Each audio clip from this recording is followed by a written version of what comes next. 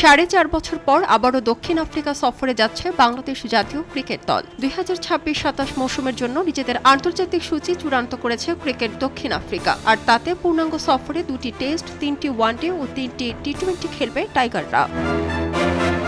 সফরের শুরুটা হবে টেস্ট সিরিজ দিয়ে। 15 নভেম্বর জোহানেসবার্গের ঐতিহ্যবাহী ওয়ান্ডারার্স স্টেডিয়ামে মাঠে গড়াবে প্রথম টেস্ট। ওয়ান্ডারার্সে এর আগে ওয়ানডে ও টি-20 খেললেও এবার প্রথম সেখানে টেস্ট খেলবে বাংলাদেশ। দ্বিতীয় ও শেষ টেস্ট শুরু হবে 23 নভেম্বর সেঞ্চুরিয়নে। আইসিসি ওয়ার্ল্ড টেস্ট চ্যাম্পিয়নশিপের আওতায় হবে এই 2 ম্যাচ। টেস্টের পর 1 ডিসেম্বর ইস্ট লন্ডনে প্রথম ওয়ানডে অনুষ্ঠিত হওয়ার মাধ্যমে শুরু হবে ওয়ানডে সিরিজ। এরপর 4 ডিসেম্বর গেবেখা এবং 7 ডিসেম্বর কেপটাউনে হবে ওয়ানডের শেষ 2 ম্যাচ।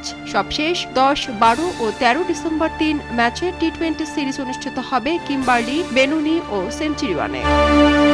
বাংলাদেশ সর্বশেষ 2022 সালে দক্ষিণ আফ্রিকা সফর করেছিল। এবার টেস্ট সিরিজে পরাজিত হলেও 2-1 ব্যবধানে ওয়ানডে সিরিজ জিতে ইতিহাস গড়েছিল টাইগাররা।